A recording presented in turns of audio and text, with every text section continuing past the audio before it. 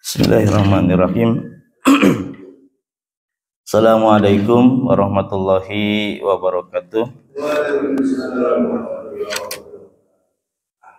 Alhamdulillah, alhamdulilladzi arsala rasulahu bil huda wa dinil haqq yadhhiru 'ala dini kulli walau karihal kafirun walau karihal musyrikun walau karihal munafiqun wa kafa billahi syahida.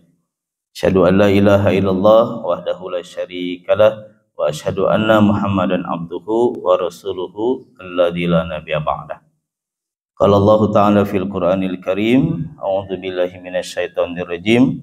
Ya ayyuhalladzina amanu taqullaha wal tanzur nafsum ma qaddamat lighad wattaqullaha innallaha khabirum bima ta'malun. Wa qala Rasulullah sallallahu alaihi wasallam, ad-dinu nasiha. Sadaqallahul adzim wa sadaqar rasul karim. Bapak Ibu sekalian jamaah Masjid Al-A'raf rahimakumullah, alhamdulillah puji yang sejati dan puja yang sempurna adalah kita panjatkan kepada Allah Subhanahu wa taala. Seiring rasa syukur kita bahwasannya pada kesempatan ini, pada hari ini, pada detik ini kita masih diberikan kesempatan, kita masih diberikan usia, kita masih diberikan kemampuan untuk melangkahkan kaki, menetapkan hati, untuk hadir di tempat yang mulia, untuk datang menyegerakan ibadah kepada Allah Subhanahu wa taala. Mudah-mudahan hadirnya kita di sini, mengawalinya kita dengan amal-amal terbaik ya. Bapak Ibu bangun lebih pagi, berwudu, datang ke masjid, berinfak, salat salat di masjid teh. Eta nahabat hilab. Nah, kemudian salat, kemudian berdoa, dan saat ini mudah-mudahan kita termasuk sedang berzikir kepada Allah Subhanahu wa taala, sehingga mudah-mudahan ini menjadi bekalan kita di awal hari ini ya. Kita sudah berinvestasi sampai detik ini dengan amal-amal terbaik. Mudah-mudahan menjadi wasilah Allah memberikan keberkahan kepada hidup kita. Amin ya rabbal alamin.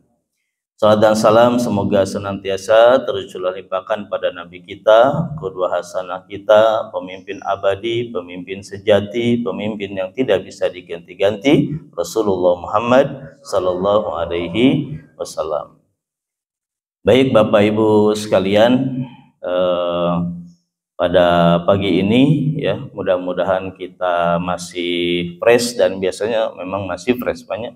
Kalau masih pagi ya, pada subuh, akal pikiran kita sedang fresh-freshnya ya, kemudian hati kita juga insya Allah seperti disiram oleh air gitu ya, dalam keadaan yang terbaik.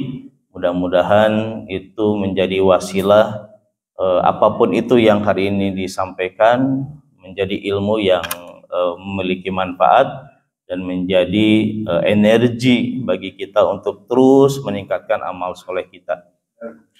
Bapak Ibu sekalian, di kesempatan ini saya ingin sharing dengan Bapak Ibu ya, kaitan dengan sebuah buku sebetulnya ini teh ya. Ketika panitia WA ya, saya juga kaget ya, wih gening aya kene jadwal di dia cabe teh, mana bete moal aya deui itu nu kapungkur sekali-kalinya yang awal dan yang terakhir. Oh ternyata masih aya kene.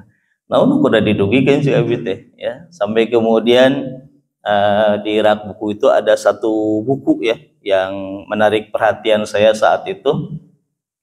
Walaupun mungkin dari sisi judulnya mungkin sesuatu yang boleh dikatakan berat atau apapun itulah, tapi itu cukup menarik buat saya.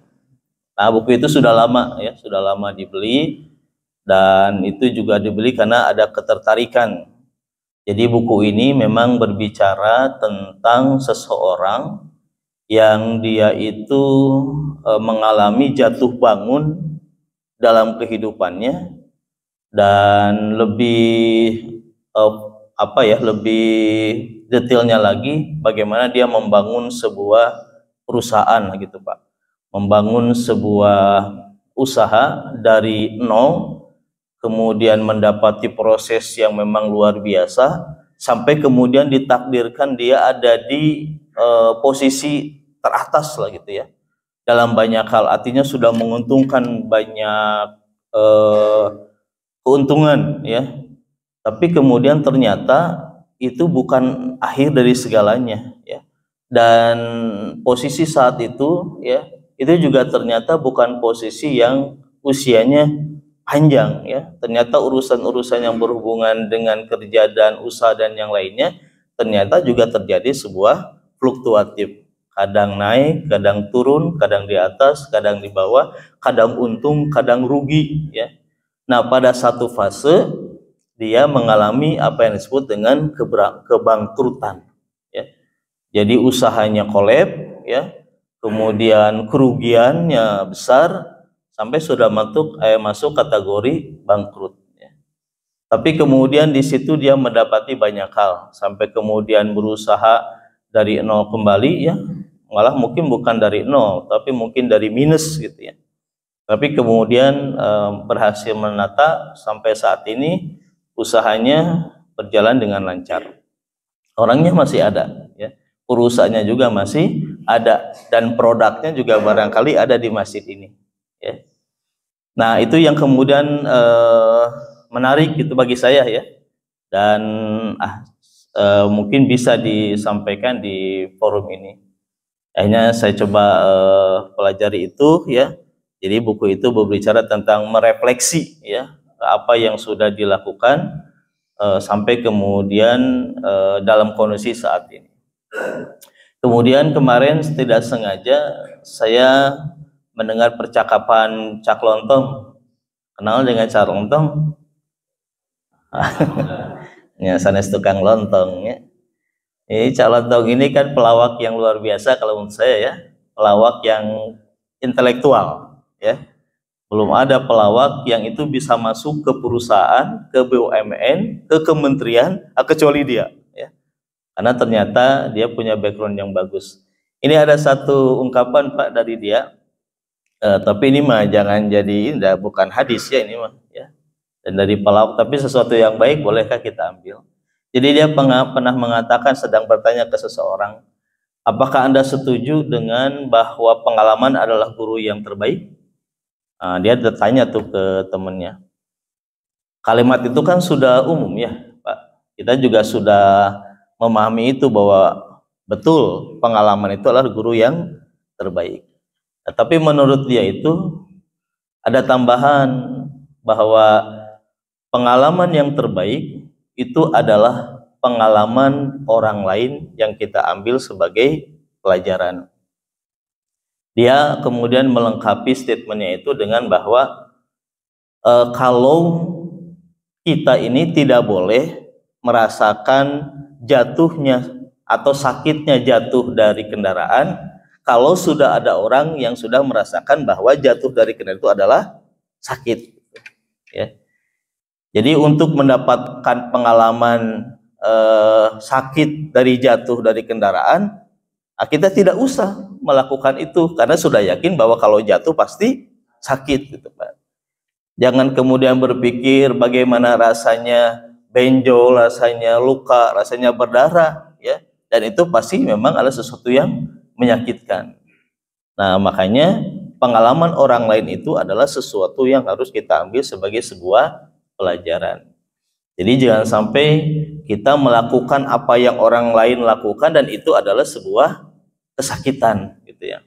Oh, juga bete. Nya oke. Betul juga statement dia itu ya.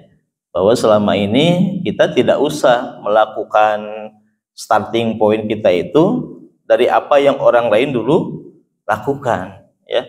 Kalau kemudian kita bisa melakukan langkah-langkah lebih jauh daripada kita mengalami apa yang orang lain alami, dan itu adalah sebuah kerugian, sebuah kesakitan ya. Itu yang kemudian menjadi sebuah ya tambahan ya dari pemahaman dari buku ini. Nah, kemudian Bapak sekalian, kita tentunya juga mengalami fase-fase dalam kehidupan kita Pak ya. Termasuk saat ini kalau saya lihat di sini kan rata-rata sudah manula ya. Sudah di atas 50 tahun ya. Sami abdi ya. Sudah setengah abad kehidupan kita ya. Nah, ada hal-hal yang barangkali juga terjadi Pak dalam kehidupan kita ya, Bapak Ibu sekalian, bahwa kita juga mengalami step by step dalam kehidupan kita. Kita juga mengalami banyak proses ya. Kita juga mengalami banyak hal, peristiwa dan yang lainnya yang sampai detik ini kita merasakan bahwa itu bagian dari proses kehidupan kita. Ada fase-fase, ada tahapan-tahapan, ada kadang kita juga harus berhenti di satu keadaan, di satu posisi, di satu keadaan bahwa kita perlu juga istirahat, perlu juga kita melakukan perenungan dan yang lainnya. Nah, sehingga Bapak Ibu sekalian, ujung ya dari buku ini adalah berbicara tentang sesuatu yang harusnya menjadi goal setting, menjadi sesuatu yang itu menjadi tujuan utama berdasarkan kondisi dan situasi kita saat ini. Umpamanya bahasa abdi ayeuna mah, usia saya sekarang 50 itu sudah harus berpikir tentang bekal akhirat ya. Usia sekarang itu sudah tidak lagi berpikir tentang bagaimana memperbanyak harta begitu ya, dalam tanda kutip. Bagaimana kemudian kita menikmati kehidupan dan lain-lainnya, karena kita di 50 tahun sebelumnya itu sudah merasakan itu semua ya. Saya yakin di sini Bapak Ibu kan sudah rumah, sudah punya kendaraan, sudah punya pernah umroh, pernah haji, pernah ke luar negeri, naik pesawat, ada segala macamnya, kan itu sudah dilalui ya. Maka di usia 50 tahun ini perlu ada refresh, perlu ada review. Setelah ini kita mau kemana dan setelah ini kita harus melakukan apa. Maka itu sesuatu yang barangkali menjadi tahapan-tahapan dalam kehidupan kita. Nah, Bapak sekalian, buku ini ada 3 bab besar ya. Pertama berbicara tentang mereview ya, mengkaji ulang lah apa yang terjadi ya, dan kemudian akhirnya ada kilas balik tentang masa lalunya, tentang masa kecilnya, tentang perjuangannya, bla bla segala macam. Yang kedua itu berbicara tentang kesadaran. Kadang kan kita Pak mendapati kita sadar setelah ada proses ya, ada mengalami gitu ya. Oh iya ya, kenapa kita jadi begini? Oh karena dulunya begitu. Oh iya ya, ini teh kenapa terjadi begini? Karena ini itu segala macam.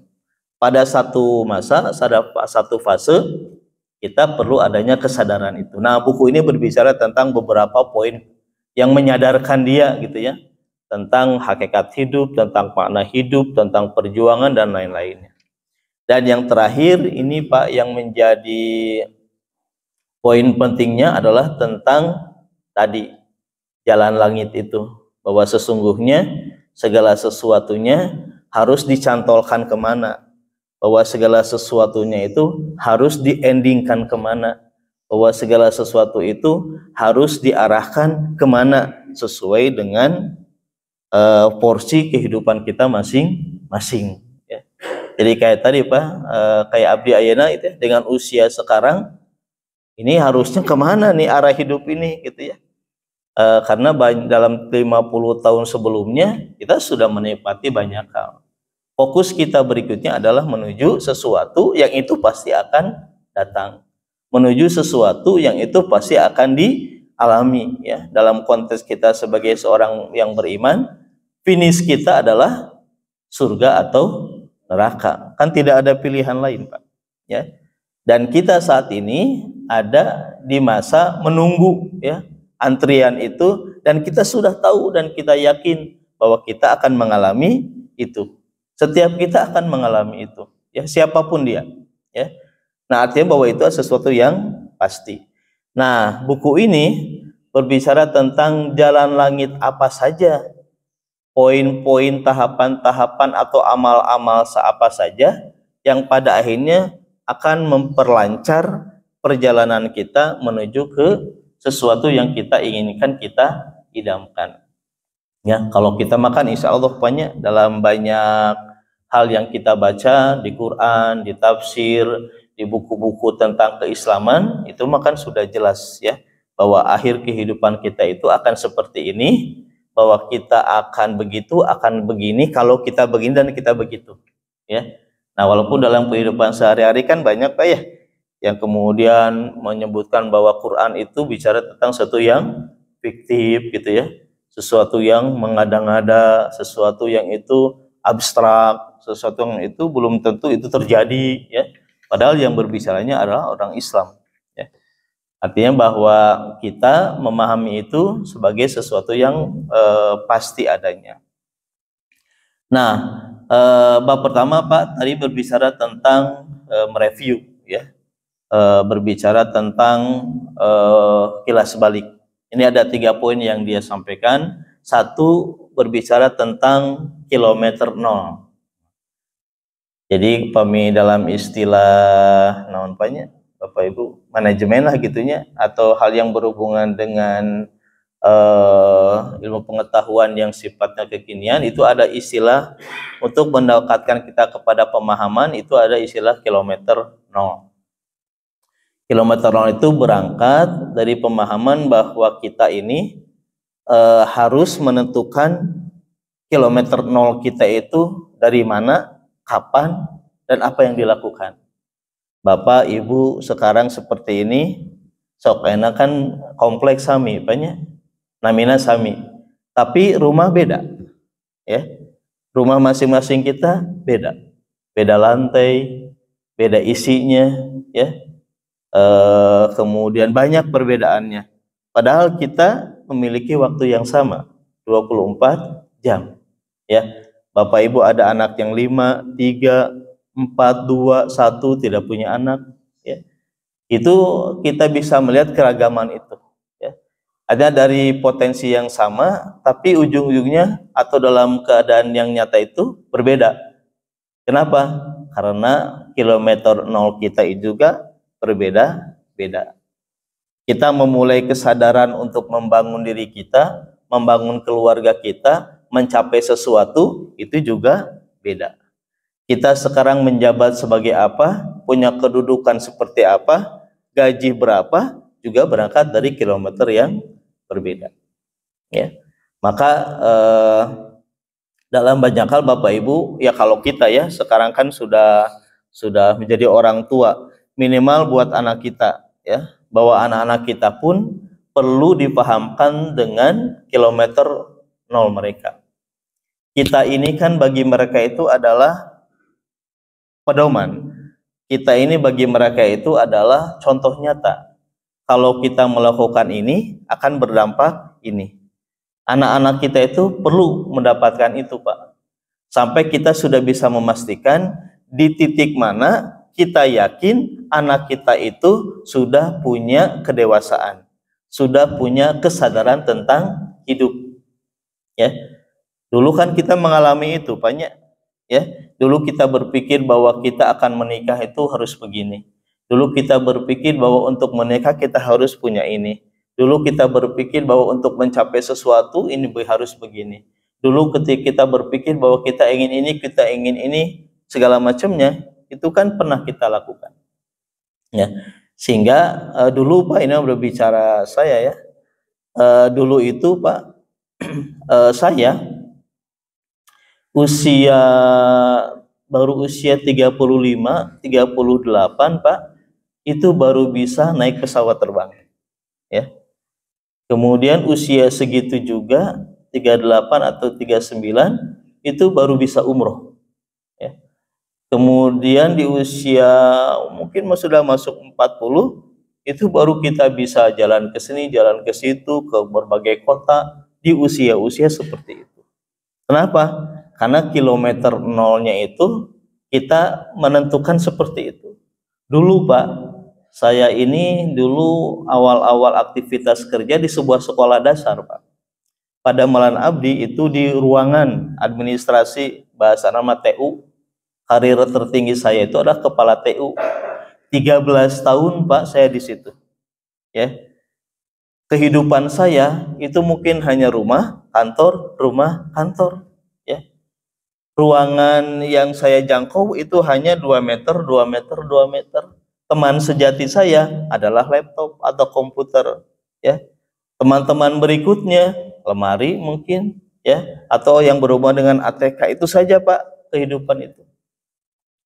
Tapi qadarullohnya, ya, mungkin karena pasti setiap kita mengalami titik jenuh banyak, terus 13 tahun karir lah, bahasa emang karir terus di kepala TU bari naon deui atuh, ya, da kaidetuna teu aya deui jabatan lebih tinggi, ya. Akhirnya kan kita mengalami proses kehidupan itu, kalau bahasa kita mah kan monoton. Ras we etanya gaji sakitu ngulibek ke didinya, ya. Tapi ditakdirkan berinteraksi dengan seseorang yang pada akhirnya saya keluar dari situ, ya.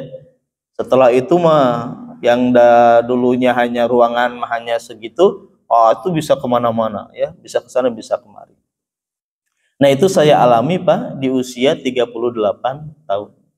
Punya rumah saja Pak, itu usia kurang lebih di 35-an. Dan itu teh saya ceritakan ke teman, usia saya baru 28, 27, 9-an lah, bahwa saya pengen punya rumah di usia segini, ya.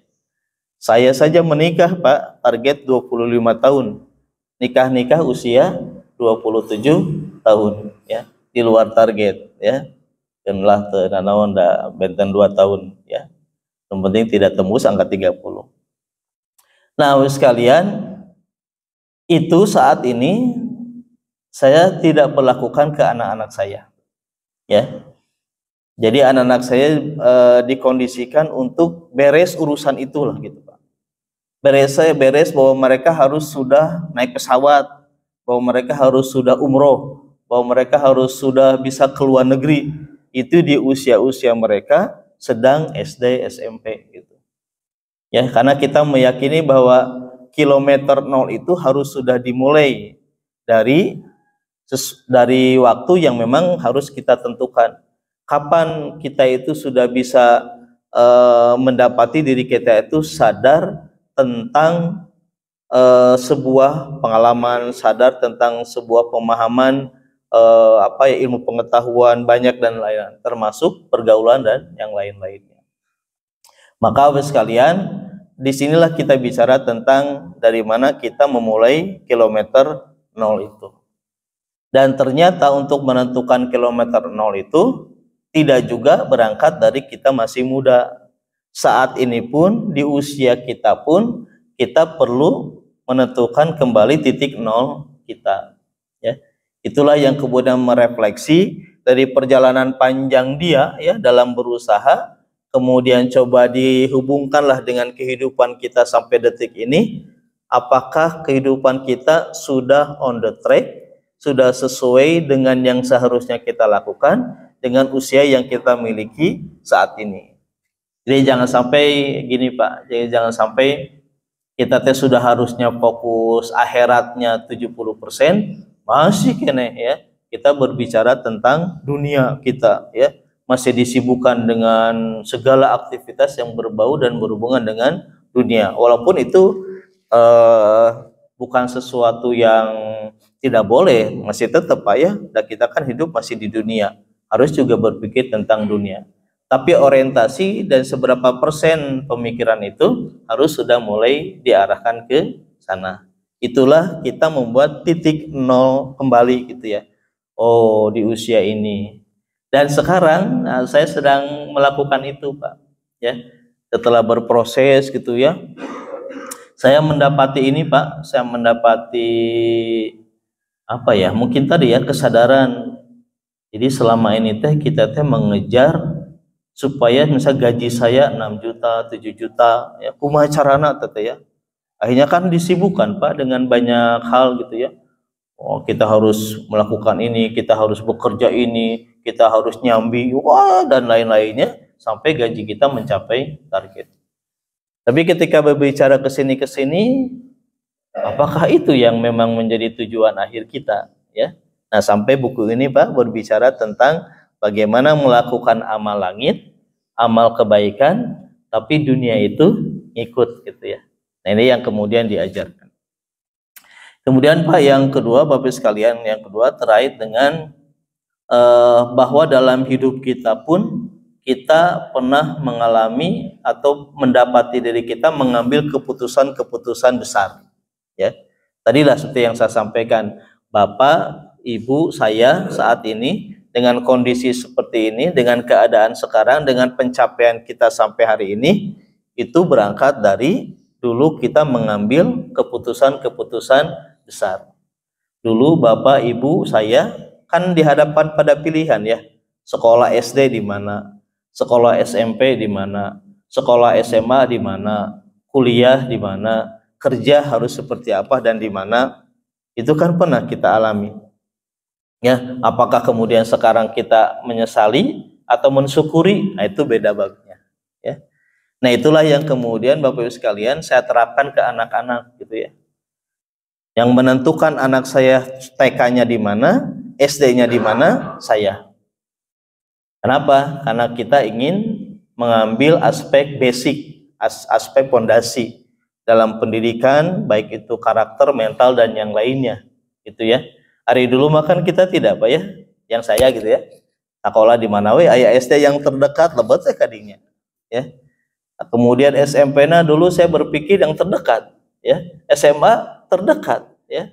Saya orang Kiara Condong, Pak. Bumi abdi di Kiara Condong, tapi di terusan Kiara Condong. SD Babakan Jati, SMP Tilu Hiji.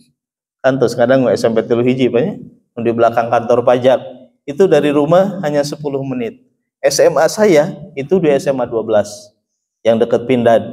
Ke sana paling 10 menit dan 15 menit. Ya. Dulu kita tidak pernah berpikir kenapa saya ke situ. Ya. Sampai saya masuk universitas, Pak, kuliah. Saat itu yang saya pikirkan adalah numpetiman negeri, we. Sesuai dengan titah perintah Bapak saya. Ya, Bapak saya mengatakan, yang sana Bapak siap nguliahkeun kalau ke negeri. Pameka swasta, oh ya, I'm sorry sana ya. Kenapa? Ya mungkin saya pahami saat itu Bapak tidak punya kekuatan, ya, punya uang gitu ya. Akhirnya saya berusaha gitu ya, nu penting maka kan negeri ya. Ternyata apa? Salah jurusan, ya. Saya ngambil jurusan pertanahan, ya. Padahal jurusan pertanahan itu jurusan yang susah kerja. Lulusannya 2000, yang diterima setiap tahun 50 orang. Coba ya, pada kumaha orang ya saat itu. Pekerjaan sudah habis oleh angkatan pertama ya. Kita ini banyaknya menjadi pengacara ya, pengangguran banyak acara ya. Akhirnya saya nganggur, Pak, 2 tahun ya. Dan pekerjaan pertama saya adalah guru PPKN ya. Coba di administrasi pertanahan kah jadi guru PPKN. Di mana keterhubungannya? Itu nyambung ya. Ya itu baru kita sadari, oh atuh kenapa dulu Tete tidak ngambil jurusan ini. Nah itu Bapak sekalian, untuk kita saat ini itulah yang harus kita lakukan kepada anak-anak kita. Anak-anak kita itu harus diajak ngobrol, diajak diskusi. Kalau kalian kesini, ingin kesini, maka jalan ini yang harus diambil. Tapi pilihan ini harus memenuhi banyak hal gitu ya. Mohon maaf nih, nggak apalah saya cerita tentang saya aja, Pak, di sini. Saya punya anak, Pak, laki-laki. Apa cita-citanya, Pak? Ingin jadi pemain Persib, ya. Ingin jadi pemain bola, ya. Dan itu cita-cita tertingginya, gitu ya. Pokoknya apapun itu harus jadi pemain bola, ya.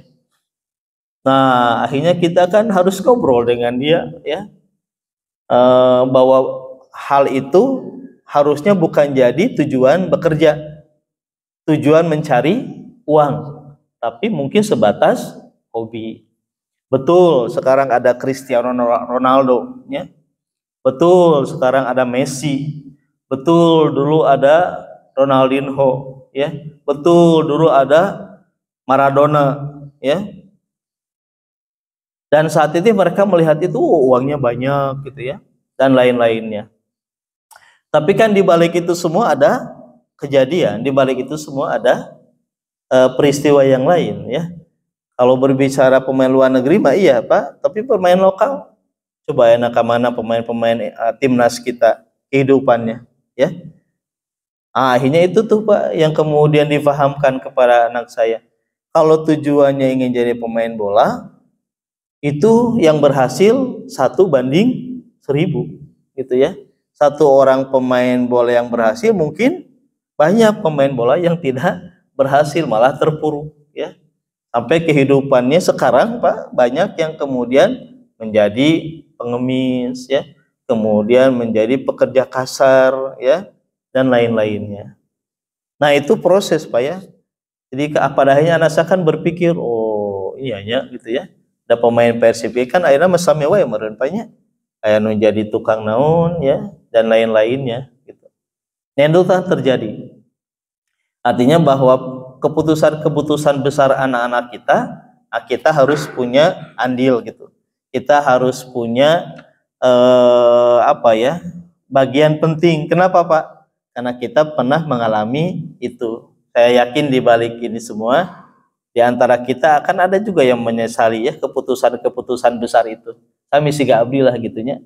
Tapi insya Allah ya, Ari memilih istri mah bukan kesalahan ya. Mudah-mudahan tidak menyesal Pak punya istri sekarangnya. Coba tuh padahal mahnya siga saha gitunya, siga artis meureun urang teh kieu, kita masalah ya.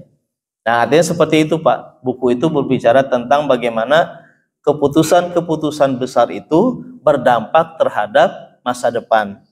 Yang terjadi saat ini itu mau tidak mau jujur adalah berangkat dari apa yang kita ambil keputusan di saat-saat kemarin. Kita bisa seperti ini, apa yang kita miliki sekarang dan lain-lainnya termasuk yang kita rasakan itu berangkat dari apa yang kita ambil di jauh-jauh hari ya. Termasuk Bapak kan sehat, Ibu sehat sekarang, masih fit di usia itu mungkin berangkat dari dulu ya. Keputusan untuk mengalokasikan waktu olahraga, makan sehat ya, banyak istirahat dan bla bla segala macam. Kalau tidak, kita kan tahu banyak. Kalau kita Bapak Ibu ke rumah sakit, coba ya, berapa banyak di antara mereka di usia yang sama dengan kita, tapi sudah ripuh dalam banyak hal. Nah itu tadi Pak, berangkat dari keputusan-keputusan besar ya. Nah kemudian yang terakhir itu kaitan dengan dia berbicara tentang bahwa dalam kehidupan kita, kadang kita mendapati kita berada di persimpangan jalan ya. Kadang kita ini di hadapan kita ada banyak pilihan ya, baik itu tentang kehidupan kita, pasangan hidup kita, wasilah rizki kita, atau kaitan dengan pilihan-pilihan lain. Nah kadang kita ada di persimpangan jalan, mau milih yang mana gitu ya, mau ke sini, mau ke sana, mau ke sono, atau mau kemana ya. Nah kita dulu banyak sebelum kita dapat ilmu pengetahuan, sebelum kita paham ya, sebelum kita sering ikut pengajian, mungkin kan pertimbangannya umum ya.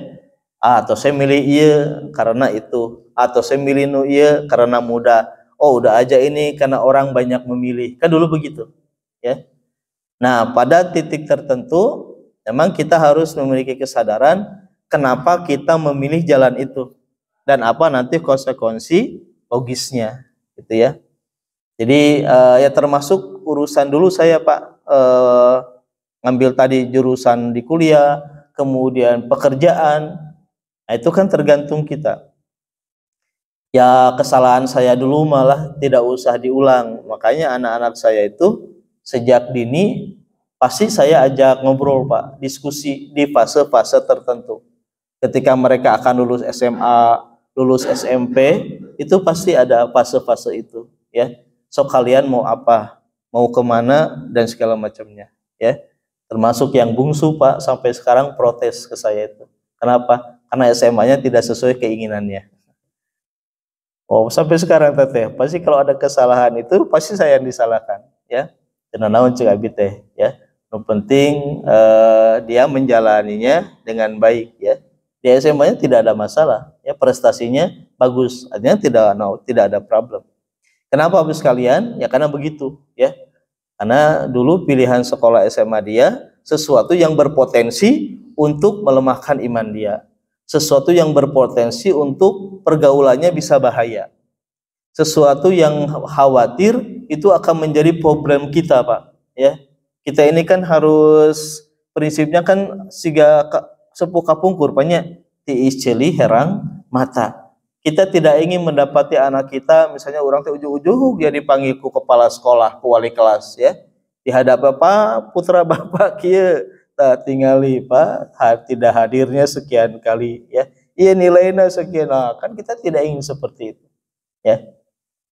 Nah, makanya kita dorong anak kita untuk memilih sesuatu yang nanti jadi pijakan kuat untuk ke masa depan mereka. Toh kalau mereka berhasil, Mama, itu mah mereka yang menikmati, Pak, ya.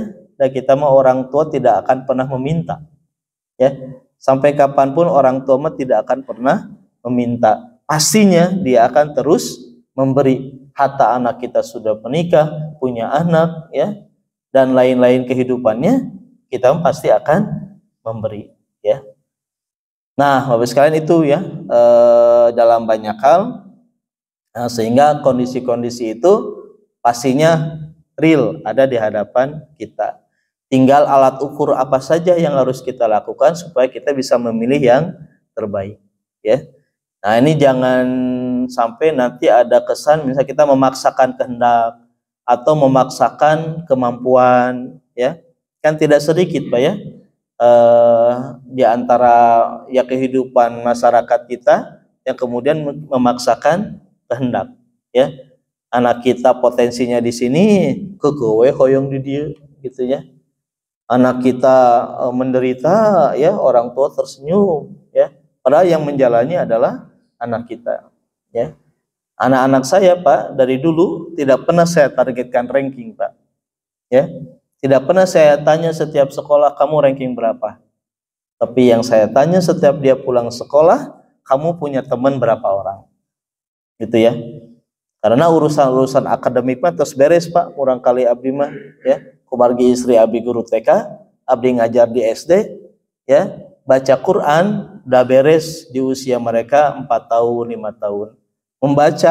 Membaca buku, hafal huruf dan bisa membaca itu sudah beres sebelum mereka masuk TK.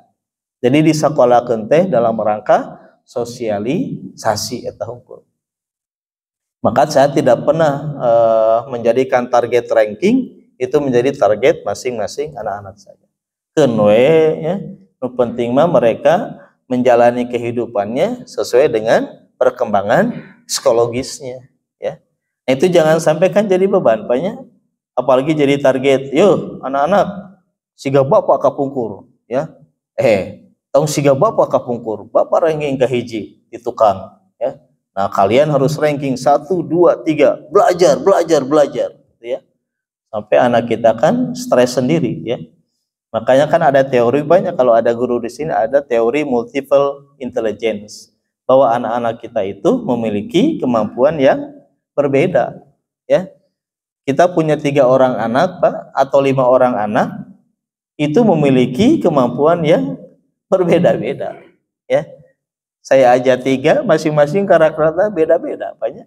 Ada yang kalem, ada yang reaktif, ya. Ada yang di tengah-tengah. Ada kalau kerja teh harus didorong-dorong, diingatkan. Ada yang sudah mandiri, ya. Belajar sudah tidak disuruh-suruh, ya.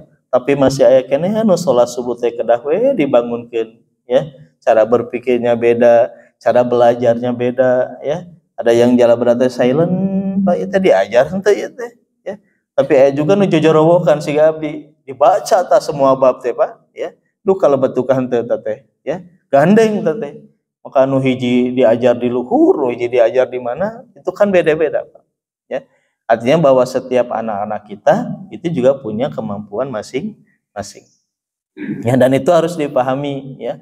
Oleh sebab itu cara pendekatan pun menjadi berbeda. Nah, itu ya barangkali sekalian, ya, yang pada akhirnya setiap pengalaman kita itu harus menjadi pengalaman berharga keturunan kita, anak cucu kita, ya, sehingga mereka dalam banyak hal tidak misorientasi, ya.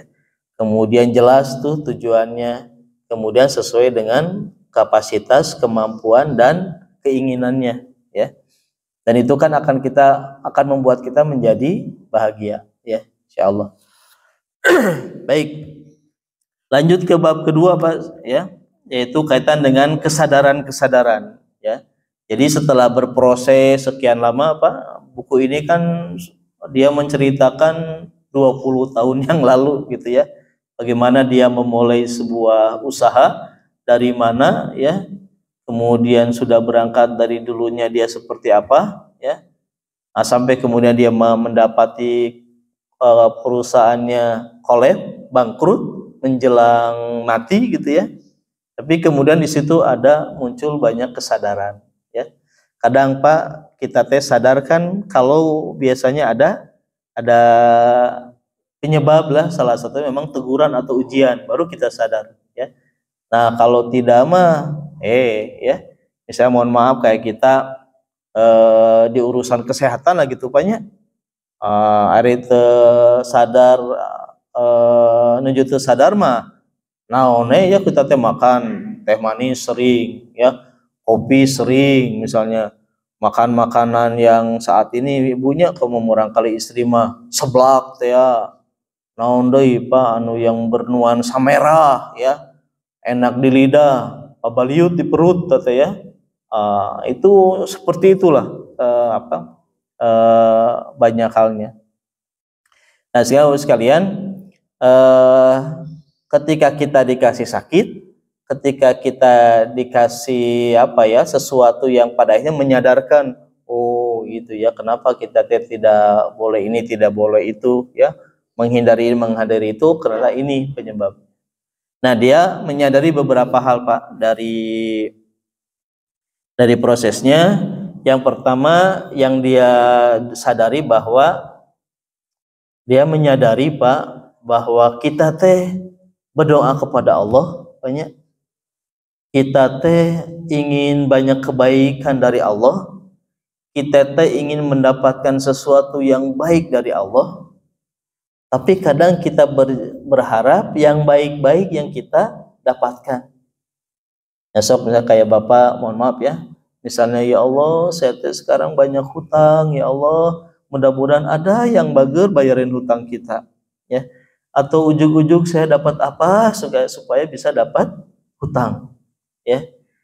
Nah dia pernah berdoa Pak dalam satu kesempatan, doa banyak kebaikan ya, tapi yang dituntut adalah sesuatu yang menyenangkan ya. Jadi ongkok kita ingin sesuatu, tapi kita tidak ikhlas untuk mendapatkan apa yang menjadi ketetapan Allah gitu ya. Karena yang kita ingat sesuatu yang baik ya. Nah, dia mendapati Pak ketika berdoa saat itu ya, karena diberikan kesempatan ibadah haji ya, dia banyak berdoa kebaikan, termasuk Pak doanya adalah ya Allah jadikan perusahaan saya maju. Jadikan perusahaan saya mendatangkan banyak manfaat. Jadikan apa yang kemudian kita lakukan memberikan dampak kebaikan bagi banyak orang. Itu Pak doanya ya.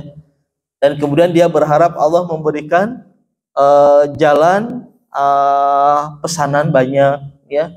Dia berharap bahwa Allah memberikan misal ada investor yang datang ya, atau kemudian ada penanam modal yang ikhlas tanpa minta banyak persentasi misalnya, kan itu yang diinginkan.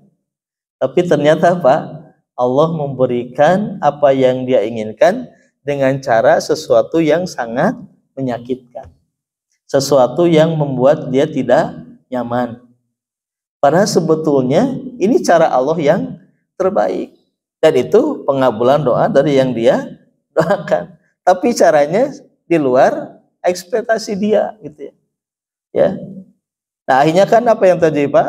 Dia diberikan, baru berdoa beberapa hari dan masih di sana, masih di Mekah, dia dapat info dari temannya, perusahaan dalam keadaan tidak baik-baik saja.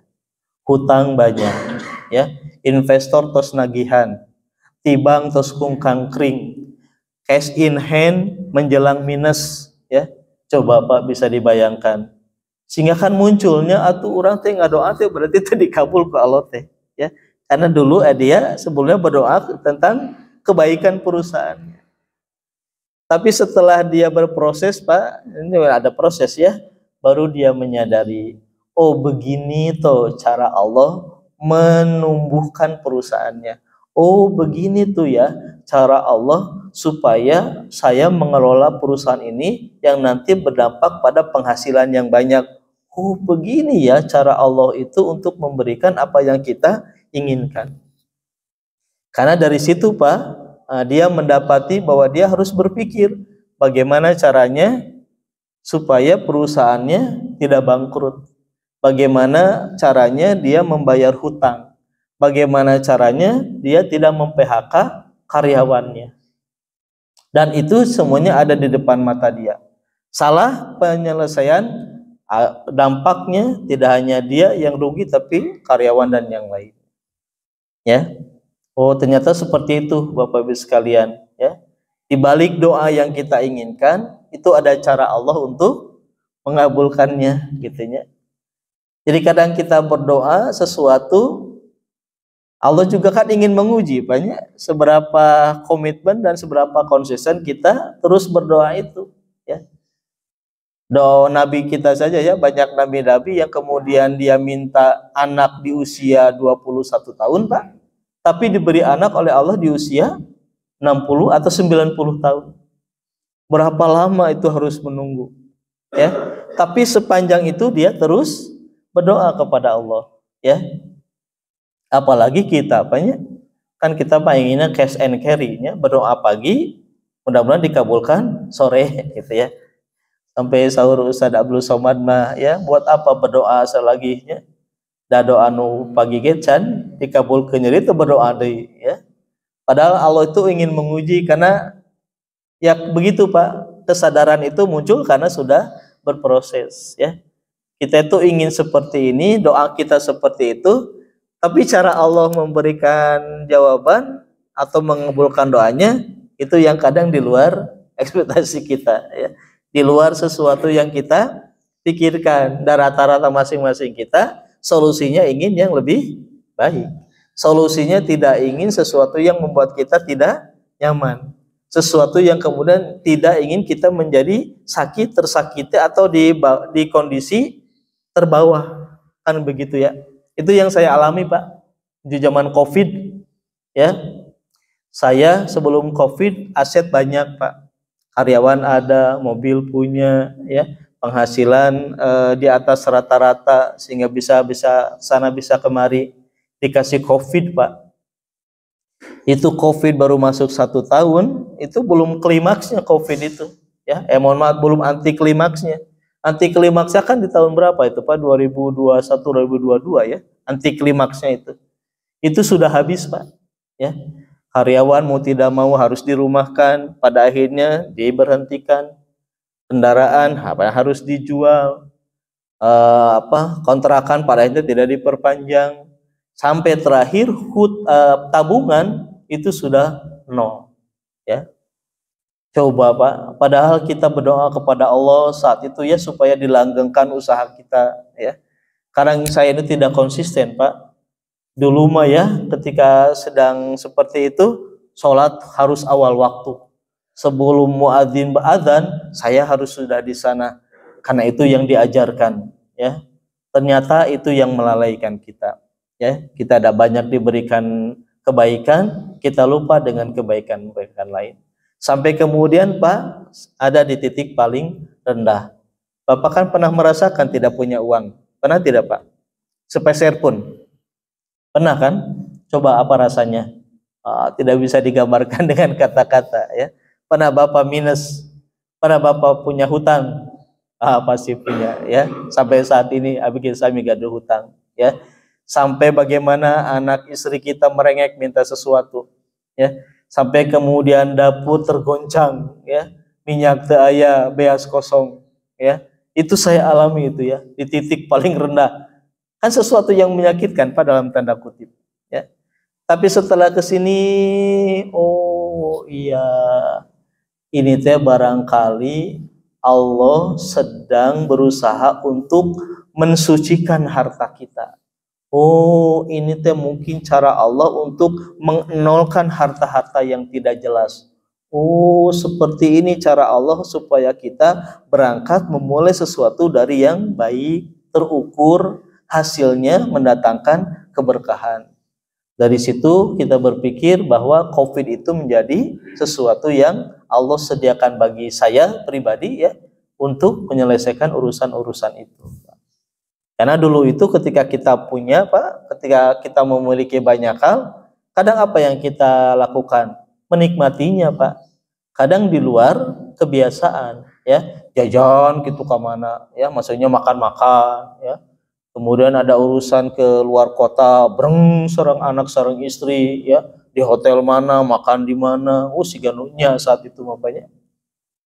Ternyata bukan begitu kata Allah teh ya. Ketika kita memiliki sesuatu, ini harusnya menjadi apa? Karena rizki kita itu dan itu akan menjadi tambahan kita adalah sesuatu yang kita berikan untuk kebaikan. Bapak Ibu sekarang punya berapa miliar di tabungan? Punya emas berapa kilo di rumah, ya, punya ini, punya itu. Apakah itu milik Bapak, milik Ibu? Rezeki Bapak, rezeki Ibu? Belum tentu, ya. Bisa jadi itu sesuatu yang menghalangi kita dari banyak kebaikan, ya. Maka dari situ disadarkan, oh iya ya, bagaimana caranya kita mendapati dunia dengan tetap akhirat tidak terkurangi persentasinya, tidak terkurangi perannya. Bagaimana apa yang kita miliki sekarang ini itu nanti menjadi timbangan amal kebaikan kita di sana. Bahwa apa yang kita dapatkan sekarang itu menjadi sesuatu yang bisa membela kita nanti di hadapan pengadilan Allah Subhanahu wa taala. Jadi itu Pak yang kemudian muncul sebagai sebuah kesadaran bahwa kadang doa-doa kita itu kadang kita tidak konsekuen dengan doa yang kita panjatkan ya. Ingin nama kebaikan yang terus kita dapatkan ya, tanpa berpikir bahwa ada cara Allah untuk memberikan jawaban, mengabulkan doa-doa kita. Oleh sebab itu sekalian, dari sini ya tadi kita belajar doa mah terus harus dilakukan. Tapi kita harus husnuzon bahwa Allah pasti mengabulkan doa kita, tapi dengan cara yang Allah inginkan gitu Pak ya. Dengan apa yang Allah kehendaki ya. Walaupun itu kadang di luar keinginan kita, tapi ujung-ujung nama ya sesuai dengan harapan yang Allah inginkan supaya hidup kita selamat tidak hanya di dunia tapi juga selamat di akhirat ya. Artinya pada akhirnya saat ini saya berpikir walaupun ini berat banyak mencoba untuk mempresentasikan gaji dan kemana uang itu harus disalurkan untuk sesuatu yang bisa memperbanyak amal soleh kita ya. Makanya pilihan utamanya itu adalah ke hal yang berhubungan dengan Quran ya. Jadi kalau kemudian Bapak Ibu infak 1 Quran, 2 Quran, wakaf ya, kemudian disimpan di mana saja, diberikan ke siapa saja, 1 huruf yang dibacakan mereka, maka kita pun akan mendapatkan 1 huruf pahala dari yang dia bacakan. Gitu ya. Nah itu yang akan membuat kita nanti tercengang gitu ya. Oh gening kita ini pahalanya luar biasa. Gening kita di surga ini ditempatkan. Gening kemudian fasilitasnya ini yang kita dapatkan. Nah itu harus sudah terpikir kita ingin seperti itu ya. Sebab itu dari situlah kita berangkat ya tentang hal-hal yang kita inginkan di masa yang akan datang. 5 menit lagi ya sekalian. Kemudian yang selanjutnya di buku itu juga bercerita tentang apa ya, kenyataan yang kalau judulnya itu kenyataan yang mengejutkan ya. Artinya dalam kehidupan kita Bapak sekalian tadilah sudah disinggung sedikit bahwa kelemahan kita itu adalah tidak mau berproses ya. Kelemahan kita itu inginnya langsung berhasil. Biasa kita itu kalau berdoa inginnya segera dikabul. Bahwa kebiasaan kita tuh kita ingin sesuatu, tapi kita ingin kemudahan untuk mendapatkan sesuatu itu. Karena begitu, ya kebiasaan saya itu. Ya. Nah buku ini menyadarkan bahwa segala sesuatu dari apa yang terjadi itu kesalahannya ada di Anda, ada di saya gitu ya. Ya, bukan di orang lain. Dia baru menyadari Pak, kenapa perusahaannya bangkrut, kenapa perusahaannya kolab, Kenapa kemudian perusahaannya tidak berkembang, malah sebaliknya? Ternyata cara memimpinnya yang salah, ya. Ternyata cara menghargai karyawannya yang salah. Dulu dia berpikir karyawan itu adalah sapi perah dalam tanda kutip. Setelah ini dia berpikir bahwa karyawan adalah aset, ya, bahwa karyawan adalah sesuatu yang berharga dan dia harus diberikan penghargaan sesuai dengan kinerjanya, itu ya. Oh, ternyata dulu saya mengelola by accident bukan by planning. Oh, dulu saya berpikir kumaha engke, enteng engke kumaha. Oh, dulu saya terlalu royal ketika uang masuk, tidak berpikir di situ ada cash flow gitu, Pak. Ketika uang masuk seolah-olah besar, miliaran. Padahal di balik miliaran itu ada hutang yang harus dibayar, ada barang yang harus dibeli, ada tunggakan yang harus diselesaikan, ada investor yang menunggu presentasinya dan segala macamnya. Dia pakai Pak itu teh. Baru setelah akhir bulan banyak tagihan, disitulah dia kemudian sadar, wah ternyata uang besar itu bukan milik kita, ya. Kan gitu Pak, orang tehnya kadang orang gajian kan serasa besar, ya. Wah, alhamdulillah gajian. Setelah kadia ya, listrik, tete Pak, dapur, wifi sekarang mah, jajan barudak. Wah, setelah di itu ternyata tidak ada sisa, yang ada minus, ya. Komitus gaduh artos kayak gajian makan kita, oh akhirnya beli ini beli itu, ya. Emosional kita main di situ, ya. Pas sudah ada kenyataannya, wah baru aduh kenapa tuh dipeserkan dia, ya. Kan kadang kita begitu banyak tergoda, ya. Nah, makanya dia kemudian berintrospeksi, ya, bahwa apa yang terjadi bukan kesalahan orang lain, bahwa apa yang terjadi bukan disebabkan karena karyawan, bahwa apa yang terjadi bukan disebabkan karena pihak lain, bahwa sesungguhnya yang terjadi adalah karena kesalahan diri sendiri, ya. Cara memanajenya, cara mengaturnya, potensi diri dan lain-lainnya itu yang menyebabkan, ya. Nah, sehingga tidak ada lagi cara Pak kecuali introspeksi, kecuali mengevaluasi, ya. Nah, sampai kemudian dia buat banyak hal. Baik, itu barangkali ya Bapak Ibu sekalian, ini sudah masih banyak ya. Dari 20 slide itu baru 5 slide ya. Berarti seerken ya Pak ya. Tapi mudah-mudahan dari apa yang disampaikan walaupun sekilas gitu ya, Bapak Ibu bisa mengambil benang merah bahwa kepemimpinan jalan lagi ini berbicara tentang apa yang harusnya dilakukan oleh kita dan jalan apa yang harus ditempuh, ya. Jadi dalam banyak hal jalan langit itu yang memberikan banyak garansi, ya. Dulu Nabi Bapak Ibu sekalian berjuang itu karena orientasinya satu Pak ya. Ya beribadah kepada Allah, jihad fisabilillah, kemudian dakwah. Itu orientasinya tidak ada yang lain. Apakah Nabi pernah berpikir menjadi seorang raja? Apakah Nabi pernah berpikir menguasai Persia, Romawi, seluruh dunia, 34% dunia, 3/4 dunia dikuasai?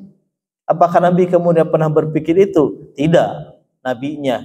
Tapi Nabi sudah mendapatkan rahasia langit bahwa engkau akan begini, engkau akan begitu, engkau akan mendapatkan ini, engkau akan meraih ini. Dikuasainya Persia dan Romawi Pak sudah diinformasikan ketika perang Khandaq, ya.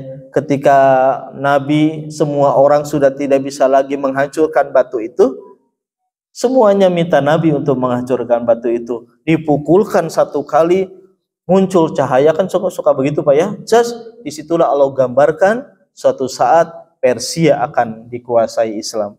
Satu kali lagi muncul lagi, saat itu kabar dari Allah Romawi akan dikuasai. Tapi saat itu Nabi tidak pernah berpikir atau menjadi sebuah cita-cita gitu ya. Pokoknya mah ikut ya perintah Allah, terus saja berjuang dan berdakwah, urusan hasil itu Allah yang akan memberikan. Ya, maka jalan langit ini sesuatu yang akan menggaransi semuanya. menggaransi semua keinginan dan harapan kita.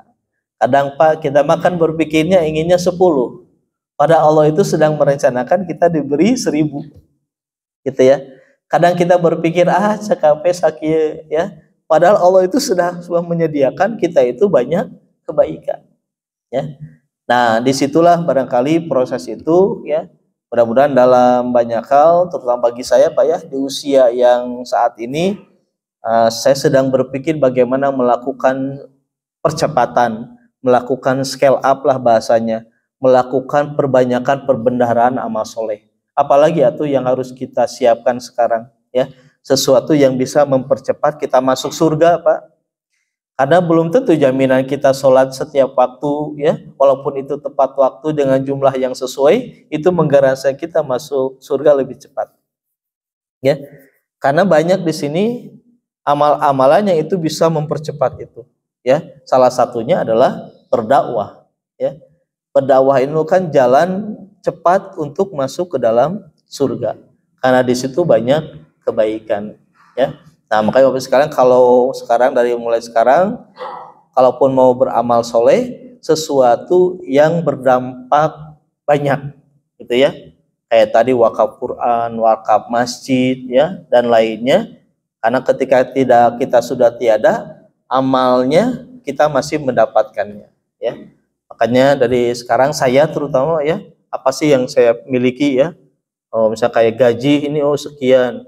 Berarti harus dialokasikan setiap tahunnya naik meningkat untuk diberikan kepada lembaga Quran atau ke masjid atau ke fakir miskin misalnya ya, karena kita ingin melakukan perbanyakan itu ya, dan lain-lainnya termasuk usia dan yang lainnya. Baik, itu barangkali Bapak Ibu sekalian sementara yang bisa disampaikan ya. Mohon maaf kalau ada hal-hal yang tidak berkenan. Aku qouli hadza wa astaghfirullahi wa lakum. Assalamualaikum warahmatullahi wabarakatuh.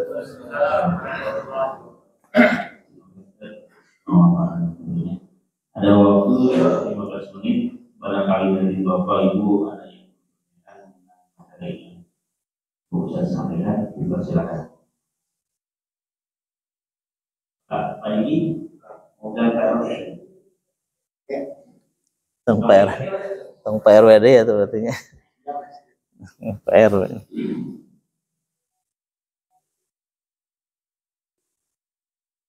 Assalamualaikum Assalamualaikum. Siap.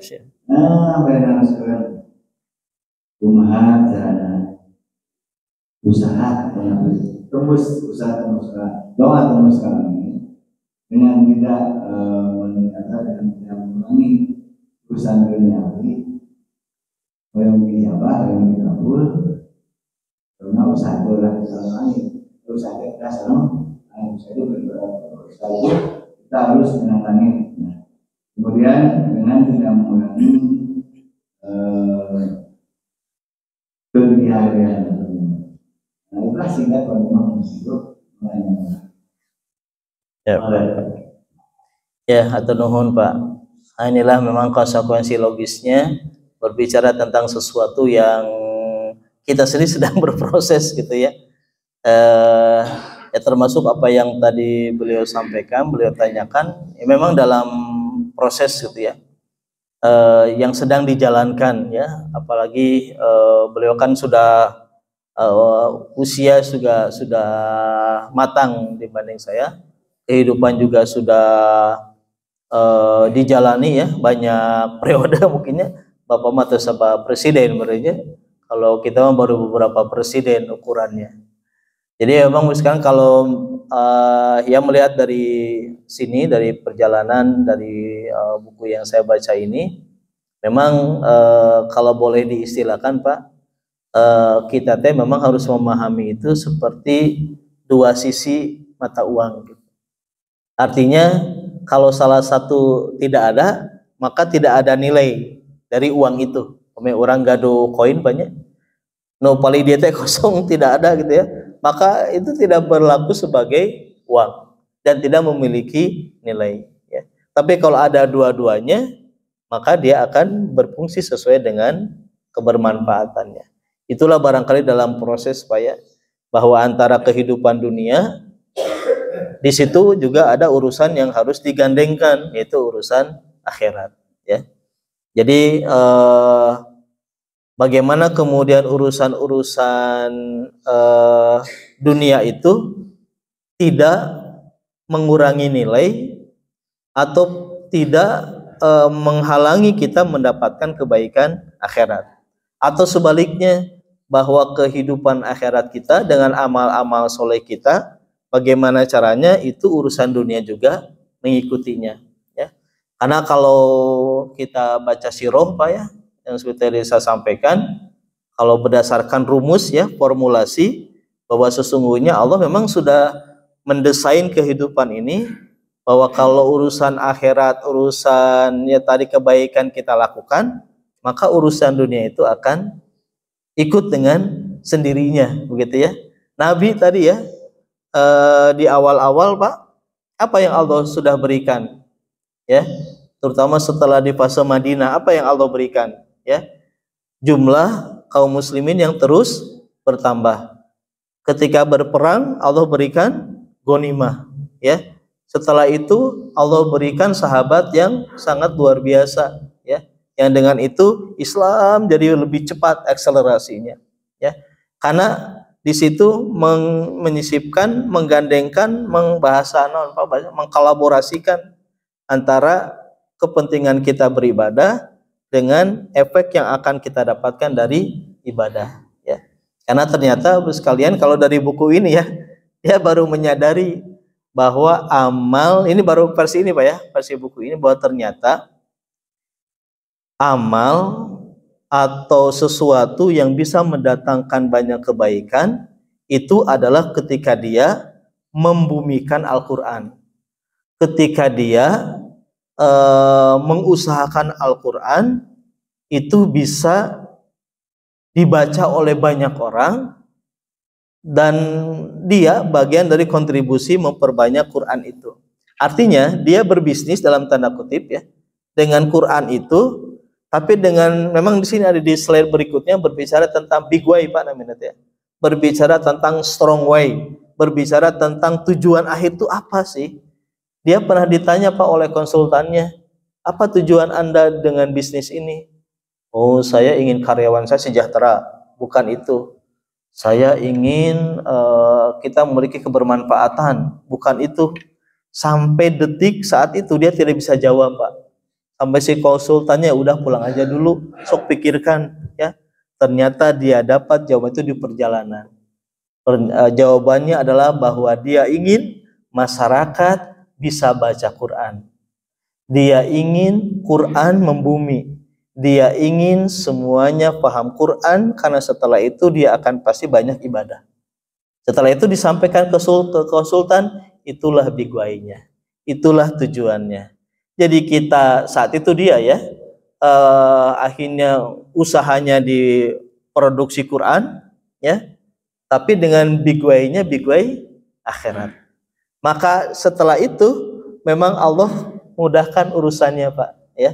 Omsetnya melimpah, pesanannya banyak, apa yang kemudian diinginkan dalam konteks dunia itu Allah berikan. Gaji karyawannya di atas UMR, gaji dia juga sudah sesuai. Semua karyawannya sudah mulai masuk antrian umroh ya. Kemudian juga dalam banyak hal karyawannya sejahtera. Kenapa Pak? Ya karena dia menjadikan Quran sebagai wasilahnya. Karena berbicara tentang Quran, tadi berbicara tentang pelipatan gitu ya. Kan itu sama ya Pak ya dengan prinsip ketika kita tadi wakaf Quran. Quran itu ada di sini, kita sudah tidak ada. Quran itu dibaca oleh berapa orang, berapa kali, maka pahalanya akan mengalir kepada kita. Ya, jadi disitulah sekalian buku ini mengajarkan, kita harus menemukan cara amal akhirat apa yang itu bisa mempercepat kita dapat pahala banyak, tapi urusan dunia itu kemudian mengalir begitu saja. Makanya sekalian kalau Bapak Ibu menganalisa, dan saya juga melihat itu, tidak ada mereka yang ngurus lembaga Quran atau mengurus Quran, mohon maaf ya, dalam urusan dunianya miskin. Dalam urusan kehidupan dunianya terbatas. Coba Bapak lihat aja. Saya punya teman Pak, saya tahu dia dari nol mengelola Quran. Apa sekarang asetnya? Asetnya rumah Pak, kendaraan, tanah, ya, santri yang banyak, ya. Itu mungkin saya lihat itu 10 tahun yang lalu. Oh, ternyata seperti itu. Mohon maaf, hanya sekedar mengelola Quran dengan manajemen biasa Pak, itu kehidupannya beda dengan kita, ya. Nah, itu salah satu saja Pak. Bisa jadi nanti misalnya apa, ke masjid-masjid Bapak nyumbang masjid, atau misalnya apalagi, pokoknya amal apa yang kemudian itu bisa mempercepat pahala kita, memperbanyak pahala kita, tapi ada garansi urusan dunia selesai, ya. Nah, itu barangkali Pak dari buku ini tadi ya, berbicara tentang bahasa kita apa ya, kolaborasi ya, mengkolaborasikan. Tapi rumusnya kan sudah tahu Pak ya, bahwa urusan akhirat harus diutamakan, presentasinya harus lebih banyak. Dunia makan, kita teh emang kehidupan kita teh kadang di situ problemnya banyak. Dalam saya gitu ya, oh sibuk ya ke dunia gitu ya. Jadi sholat teh wong adan tenang lah, dacan qomat. Baca Quran tertatih-tatih ya, sehari teh mungkin hanya 1/4 juz ya. Tapi yang kita inginkan sesuatu yang besar, kan jadi aneh ya, seperti itu. Wallahu alam, Pak Haji, itu barangkali yang bisa dijawabkan.